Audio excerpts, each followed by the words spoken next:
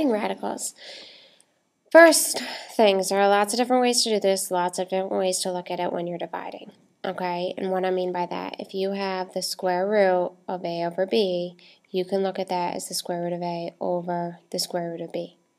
And likewise, if you're given the square root of a over the square root of b, you can combine that to be the square root of a over b.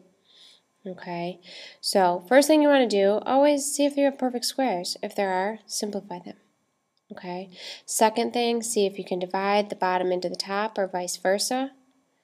Or just simplify. See if you can simplify the fraction.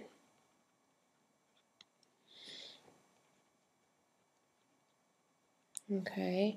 Number 3, simplify your radicals. That's doing what we did in class 1. And 4, rationalize the denominator. That's a new term. We'll go over what that means. Basically, you cannot leave radicals in the denominator. That's not okay. Alright, you just can't. It follows mathematical rules. You cannot leave radicals in the denominator. So I'll show you how to get rid of those. Now, this first one, do we have perfect squares? Yeah. Do we need to list the perfect squares? Let's list them just for fun. 1 times 1, 2 times 2, 3 times 3, 4 times 4, 5 times 5, 6 times 6, 7 times 7, 8 times 8, 9 times 9, 10 times 10. We'll stop there. Okay, so square root of 9, we know that is 3. Square root of 16, that is 4. Bingo, we're done. We like those problems. Next one, square root of 25, that's on our list. Square root of 36 is on our list. 5, 6. Oh, I love problems like that.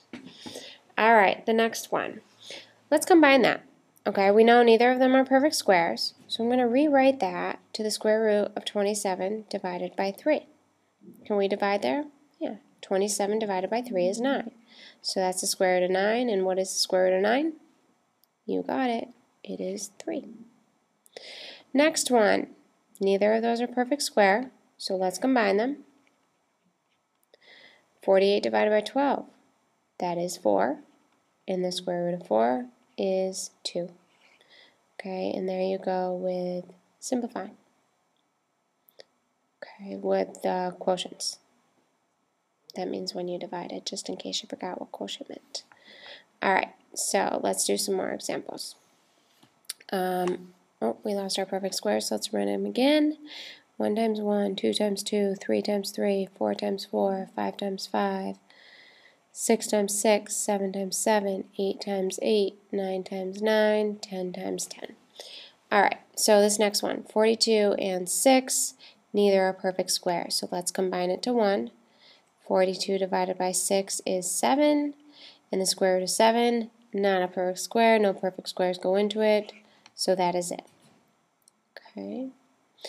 The next one, let's look about just what's inside first, but don't forget that 2 for the end. Keep that in mind. 5 and 20, can we reduce that? Yeah, you're right. 5 goes into 5 once, 5 goes into 24 times. So now that we have the square root of 1/4, it might be easier to look at it as the square root of 1 divided by the square root of 4. Don't forget that 2, brought that down. So the square root of 1 is 1, so we have 2 times 1, and the square root of 4 is 2. So that is 2 over 2, which is 1. Alright, next. 6 and 27. Neither are perfect squares, but we can reduce it. 3 goes into both of them. 3 goes into 6 twice. 3 goes into 27 9 times. From there, you can split it up. Root 2 over root 9. And what is the square root of 9? 3. So you have 1 times root 2 to give you root 2 on top, and then 5 times 3 on the bottom is 15. And that's your answer. Next, 65 and 16. Let's see, does anything go into both of those? I don't think so. No, I don't think so. So we have 1 times root 65, 2, root 16. What is the square root of 16? 4. So we have the square root of 65 over 2 times 4, which is 8. 65 is a big number, but if you look at that, that'd be right here. None of these go into 65 evenly. Okay, so that is it. Square root of 65 over 8. Okay, that is more examples on just simplifying. We have not had a radical left in the denominator yet, so let's go to the next slide and look at what happens when we are left with a radical in the denominator. We have to do what's called rationalizing, which involves multiplying the numerator and denominator by a factor that eliminates radicals in the denominator. Now, if you remember from the last class, we talked about the fact if we have the square root of 5 times the square root of 5, that equals 5. Right? Hopefully you remember that. So, what this means is when we multiply the numerator and denominator by a factor that eliminates radicals, we can eliminate a radical by multiplying it by itself. So here, say we multiply by root 5. Now we can't just multiply the denominator by that because that is changing the problem. So we have to multiply both numerator and denominator by that. So then you have 1 times root 5 on the top. You guys know root 5 over root 5 is 1, right? Anytime you have something over itself, and 1 over root 5 times 1 is just 1 over root 5. It doesn't change the problem. So it's like when we solve equations, what you do to one side you have to do to the other. Well, here what you do to the top you have to do to the bottom, okay, in order to keep that multiplying by 1. So back to the problem, 1 times root 5 is root 5, and then root 5 times root 5 is 5. That is it. You cannot simplify because 5 is on the inside on the top, 5 is on the outside on the bottom, and you can't simplify outside to inside. Okay.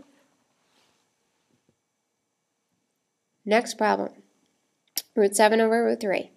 Nothing can be simplified there. Okay, so I need to multiply. Okay, so when you multiply here, what you're going to multiply by is root 3. 7 and 3 cannot be reduced at all, so we're going to multiply by root 3. Root 7 times root 3 on the top. You can do that, so that's going to be root 21 on the top. On the bottom, root 3 times root 3 is 3. So root 21 over 3. And that's it. Again, you cannot simplify. I know it's tempting to say, oh, 3 goes into 21 7 times, but no, that cannot be simplified. 21 is on the inside, 3 is not. So you cannot simplify there. That is your final answer. Okay. Next one, if we look at this, 6 and 3, that can be reduced. Okay, so what we want to do is I'm going to look at this as 3/6 times square root of 6/3. Well, 3/6 reduces down to 1/2, and then 6/3 is 2. So 1 times root 2 is root 2, so you'll just have root 2 over 2. Again, do not simplify that, okay? Root 2 is on the inside, 2 is on the outside. So that's it there. The last slide, I believe you are trying these on your own, okay? Again, make sure you look, if they're perfect squares, simplify, okay? If you can simplify the fraction, okay, divide the top into the bottom or vice versa, you want to simplify fraction. Next, okay, look for simplifying the radicals, okay? Sometimes you're going to have to do that and then you can simplify more. Rationalize the denominator. Don't forget to do that. Do not leave a radical in the denominator. Okay? Here are your you try problems. Try all of them, please. We will go over them in the next class.